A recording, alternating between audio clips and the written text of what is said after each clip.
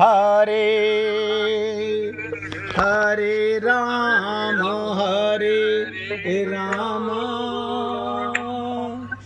राम राम हरे हरे हरे कृष्ण कृष्ण कृष्ण हरे हरे हरे राम राम राम राम हरे हरे हरे कृष्ण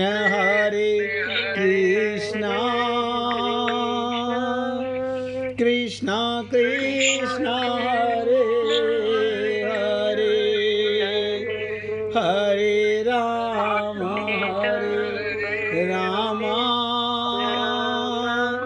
राम राम हरे हरे।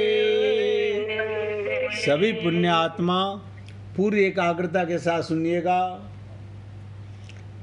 भगवान क्या करे और संत महात्मा क्या करे।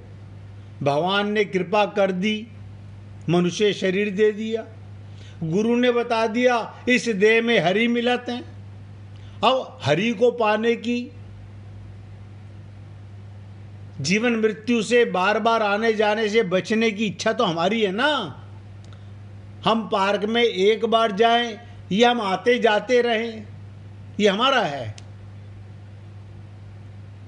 आप सोचो, ये हमारा डिसीजन है। भगवान नहीं रोकेंगे आपको, कोई संत महात्मा नहीं रोकेगा। अभी इस कथा से आपने सुना कि मैंने तुम्हें राह दिखाई, तुम भी लोगों को बता सकते थे जाके पानी पी लो, यहाँ पे नदी है, मैं वहीं से पानी लेकर आ रहा हूँ। लेकिन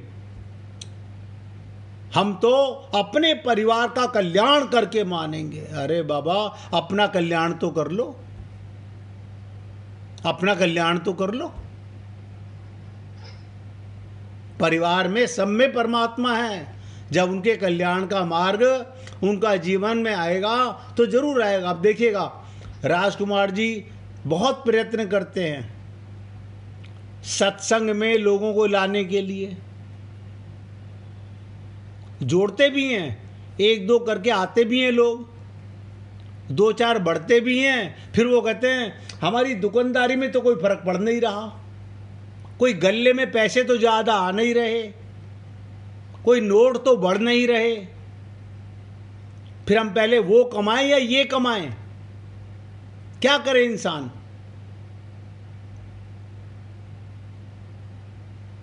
व्यक्ति जीवन भर ये समझ ही नहीं पाता मेरे लिए आवश्यक कार्य क्या है,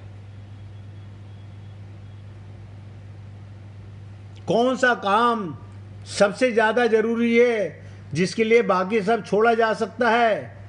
इसका ना तो हमारे को ज्ञान है, ना हम कर पाते हैं।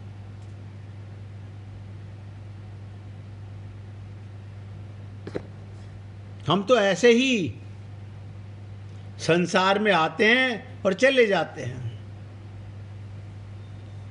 सबसे बड़ा किसी को भगवत प्रेम की ओर, आत्म तत्व की ओर, सत्संग की ओर बढ़ा देना सबसे बड़ा दान है।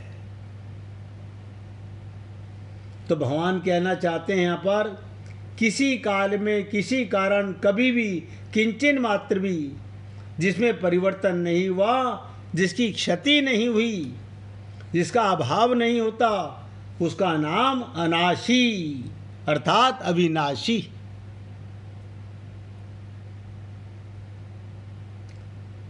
जो प्रमाण का विषय ही नहीं है। अब हम कहते हैं हमें प्रमाण दो। अरे बाबा, ये सामने बच्चा खेल रहा है, हाँ खेल रहा है, ये प्रमाण नहीं दिख रहा तेरे को? इसकी आंखें टिपटमा रही हैं, ये बोल रहा है, ये खा रहा है, ये तेरे को प्रमाण नहीं है इसमें परमात्मा है? आप हम लोगों को इसमें कौन से प्रमाण की जरूरत है कि ये मृत शरीर है और इसमें परमात्मा है? और हम खुद कहते हैं, बताओ, उस समय हमें ज्ञान हो जाता है, अब आत्मा चली गई, अब तो वो चले गए, मतलब वो अब थे, इससे पहले ज्ञान नहीं था कि शरीर में वो थे, और वो तो गए। आप 2 घंटे पहले आते तो मिल लेते। बताओ, उसमें सारे हम बुद्धिमान बन जाते हैं, और शरीर में रहते हुए हम सब बुद्धू हो जाते हैं। देखो कैसा अज्ञान है।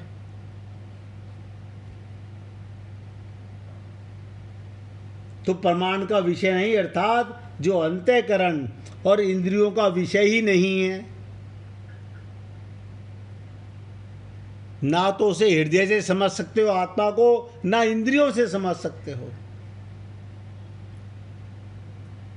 जिसमें अंतःकरण और इंद्रियां प्रमाण नहीं, उसे शास्त्र और संत महापुरुष ही प्रमाण होते हैं। शास्त्र और संत महापुरुष उन्हीं के लिए प्रमाण होते हैं जो श्रद्धालु हों। वो किसको बता सकते हैं? जो श्रद्धा रखते हो गुरु के ऊपर या भगवान के ऊपर, जो शास्त्रों पर और अपने गुरु पर विश्वास करते हो। जिसको जिस शास्त्र और संत में श्रद्धा होती है, वो उसी शास्त्र और संत के वचनों को मानता है, अमृत स्वरूप पीता है। इसलिए ये तत्व केवल श्रद्धा का विषय है, प्रमाण का विषय नहीं है। मैंने कल भी कहा था, शास्त्र भी और संत भी किसी को बाध्य नहीं करते कि तुम हमारे में श्रद्धा करो। श्रद्धा करने अथवा ना करने में मनुष्य स्वतंत्र। आपकी इच्छा हो सत्संग सुनो, आपकी इच्छा ना हो मत सुनो।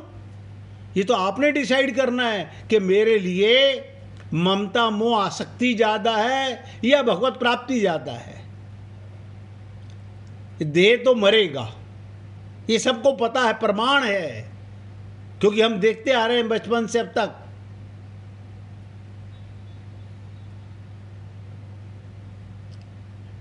अगर वो शास्त्र और संतों के वचनों में श्रद्धा करेगा तो ये तत्व उसकी श्रद्धा का विषय है, और अगर वो श्रद्धा नहीं करेगा, ये तत्व उसकी श्रद्धा का विषय नहीं है।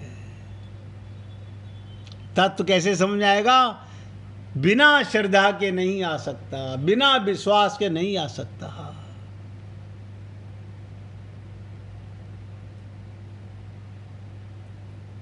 देखो, डॉक्टर ऑपरेशन करता है किसी का, हाँ करता है।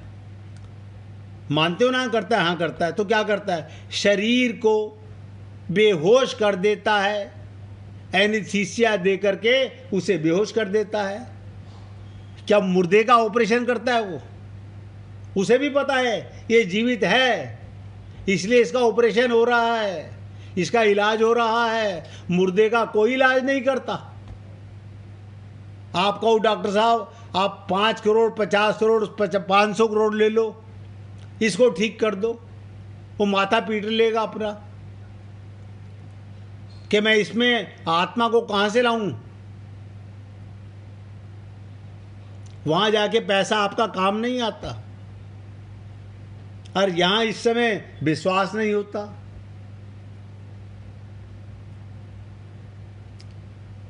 तो नित्य निरंतर रहने वाला है आत्मा। किसी काल में ये ना रहता हो ऐसा बात नहीं, अर्थात ये सब काल में है। भगवान अर्जुन को नहीं, हमें समझाना चाहते हैं। इस अविनाशी अप्रमेय और नित्य शरीरी के संपूर्ण संसार में जितने भी शरीर हैं वो सभी अंत वाले कहे गए। ऐसा कोई शरीर नहीं जिसकी मृत्यु नहीं होगी। अंत वाले कहने का तात्पर्य है इनका प्रतिक्षण अंत हो रहा है, इसमें अंत के सिवाय और कुछ है ही नहीं, केवल अंत ही अंत है। पैदा होते ही मरने की तैयारी।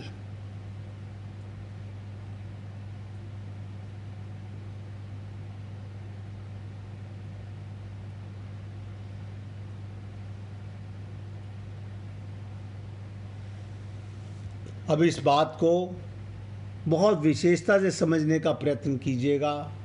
ये कल की बात द्वारा रिपीट क्यों की मैंने कि आप और हम लोग पता नहीं कहाँ ले जाते हैं अपनी बुद्धि और मन को। एकाग्र होकर के सत्संग भी नहीं सुन पाते, इधर उधर मन भटकता रहता है। सत्संग सुनते सुनते भी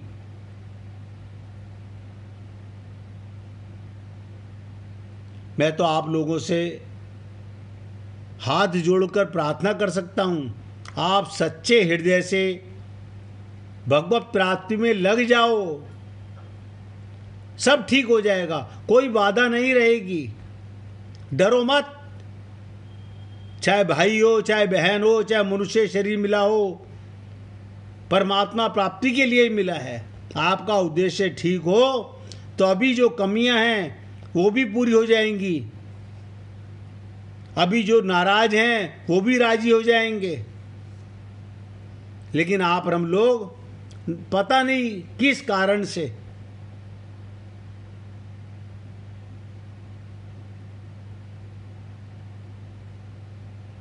इसलिए कहते हैं, यहाँ पर भगवान ने कहा ये जो देह देखने में आता है शरीर, ये सब के सब नाशवान है, पर ये देह किसके हैं? नित्यस्य अनाशिना, ये देह नित्य हैं, नित्य के हैं। बताओ किसका देह है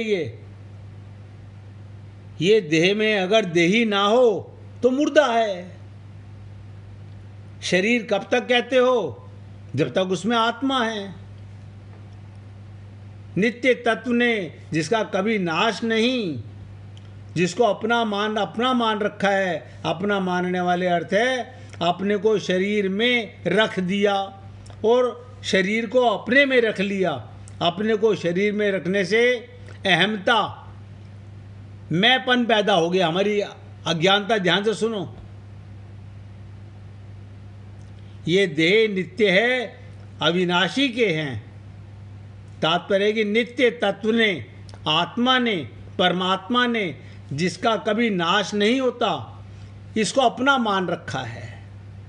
अपना मानने का अर्थ ये, अपने को शरीर में रख दिया और शरीर को अपने में रख लिया। अपने को शरीर में रखने से क्या मतलब? मैं शरीर में मैं आ गया, मैं शरीर हूँ, मैं स्त्री हूँ, मैं पुरुष हूँ, मैं ब्राह्मण हूँ, मैं क्षत्रिय हूँ, मैं वैश्य हूँ, मैं शूद्र हूँ। मतलब अज्ञानता एक बार शुरू हुई, आगे बढ़ती ही चली गई। और शरीर को अपने में रखने से क्या हो गया? ममता, मेरापन पैदा हो गया। मैं की पहली अज्ञानता और मेरेपन की दूसरी अज्ञानता। अब आप देख लो, जहां जहां मन जा लग जाई, सो सब माया जाने भाई। जहां मन जा रहा है सब माया है।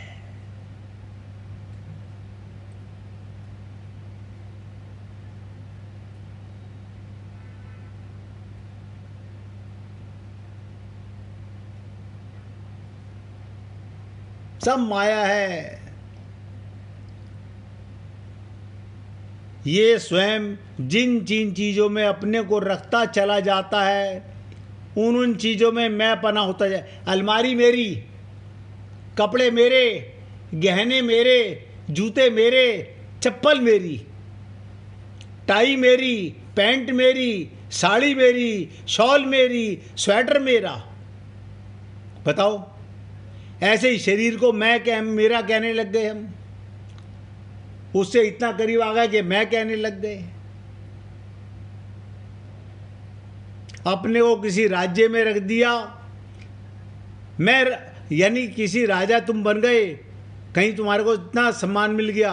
अब देखो क्या कहते हैं, मैं धनी हूं, मैं धनी हूं।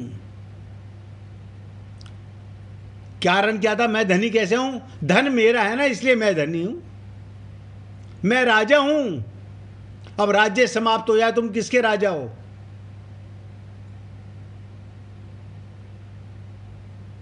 आप सोचो, अगर कोई राज्य ही समाप्त हो जाए तो किसके राजा हो? अपने को विद्या में रख दो, मैं विद्वान हूं। अपने को बुद्धि में रख दिया, मैं बुद्धिमान हूं। अपने को सिद्धियों में रख दिया, मैं सिद्ध हूँ, अपने को शरीर में रख दिया, मैं शरीर हूँ। ये सब अज्ञानता हम लोगों की है और ऐसी पकड़ ली है कि मिटाना नहीं चाहते हैं।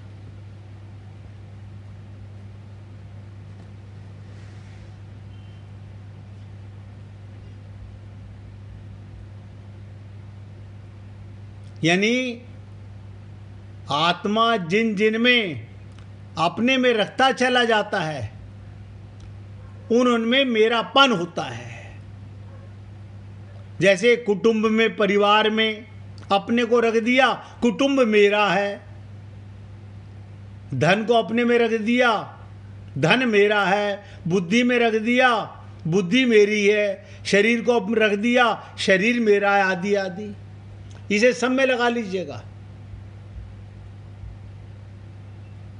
इसे संत राम सुखदास जी कहा करते थे, जड़ता के साथ मैं और मेरापन होने से मात्र विकार पैदा होते हैं। तात्पर्य ये कि शरीर और मैं स्वयं दोनों अलग अलग हैं। नोट करो, गहराई से पकड़ने का प्रयत्न करो। अब मैं रोज निवेदन करता हूँ, किसी के मन में कोई प्रश्न हो, चलते सत्संग में पूछोगे, लोहा गर्म होता है, रिजल्ट भी गर्म मिलेगा। खाली ये मत समझ लो कि हमें समझ आ गया। समझ आने का मतलब है आपने मान लिया।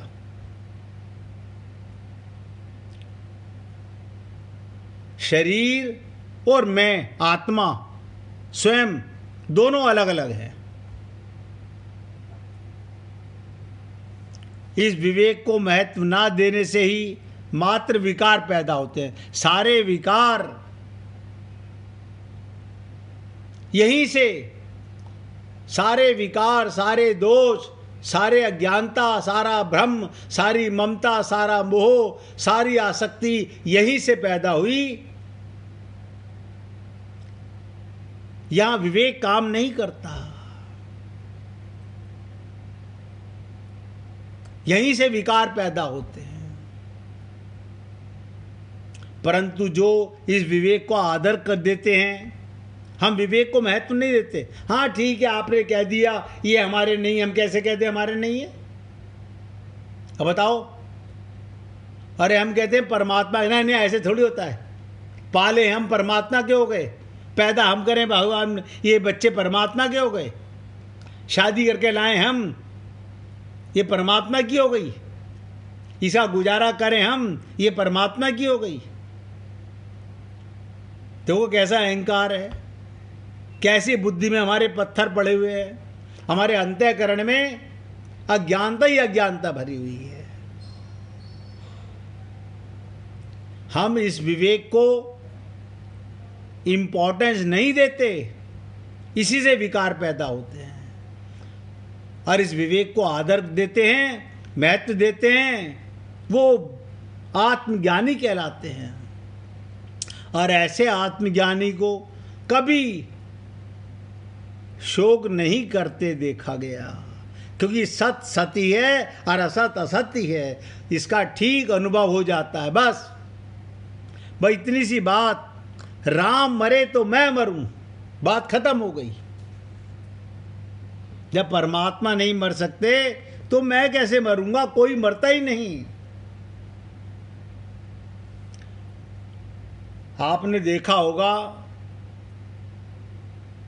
भगवान की मूर्तियां जिनमें हम भावना से भगवान को विराजमान करते हैं, वो चुप खड़ी रहती हैं। आप गर्म पानी से नहलाओ, नहीं बोलती। ठंडे पानी से नहला दो, नहीं बोलती। जो तुम्हारा मन करे कपड़े पहना दो, नहीं बोलती। जो खाना परोस दो, नहीं बोलती। भगवान की चुप्पी भी एक संदेश है। बहुत ध्यान से सुनना, भगवान की चुप्पी भी एक संदेश है। एक भक्त बार बार कहता, प्रभु मुझे राह दिखाइए, मेरे सवालों का उत्तर दीजिए। लेकिन कई दिनों तक भगवान मौन रहे। आखिर भक्त ने थक कर पूछा, क्या मेरी प्रार्थना आपके लिए महत्वपूर्ण नहीं है? तभी एक कोमल स्वर आया, बेटा मैं तब बोलता हूं जब तू सुनने लायक शांत हो जाता है। जब तू सुनने लायक शांत हो जाता है। मेरी चुप्पी तुझे रोकने के लिए नहीं, तुझे तैयार करने के लिए होती है। जब रास्ते बंद होने लगते हैं, समझ लेना मैं तुझे उस जगह से हटा रहा हूं जहां तेरे लिए कुछ बचा ही नहीं। और जब अचानक नई दिशा खुलती है, समझ लेना मैंने तेरे लिए बेहतर दरवाजा खोल दिया है। भक्त गहराई से मुस्कुराता हुआ, उसे एहसास हुआ कि भगवान कितने दयालु हैं, हम पर कितनी कृपा करते हैं। देखिए, छोटी छोटी बातें हैं जो आपके साथ रोज चर्चा में हम लाते हैं और निवेदन करते हैं। कल्याण करने का मार्ग भगवान ने तो कृपा कर दी। कभी ये मत कहना भगवान से हम पे कृपा करो। भगवान ने मनुष्य शरीर दिया, पहली कृपा। संत महात्माओं का संग दिया, दूसरी कृपा। अब अपने आप पर भी कृपा करोगे कि नहीं करोगे? अपनी खोपड़ी को इधर से उधर से हटाओगे कि नहीं हटाओगे? इसलिए मैंने आपसे जो निवेदन किया, एक अज्ञानता के कारण आप और हम लोग आज तक भटक रहे हैं। जहां जहां चेतन तत्व ने मेरापन किया, धन मेरा, मकान मेरा, दुकान मेरी, कुटुंब मेरा, परिवार मेरा, बुद्धि मेरी, अज्ञानता बढ़ती चली गई। अज्ञानता पे शास्त्र लिखे जा सकते हैं। 1 मिनट भगवान का कीर्तन करो, फिर आगे चलेंगे। हरि बोल हरि बोल, हरि हरि बोल, हरि बोल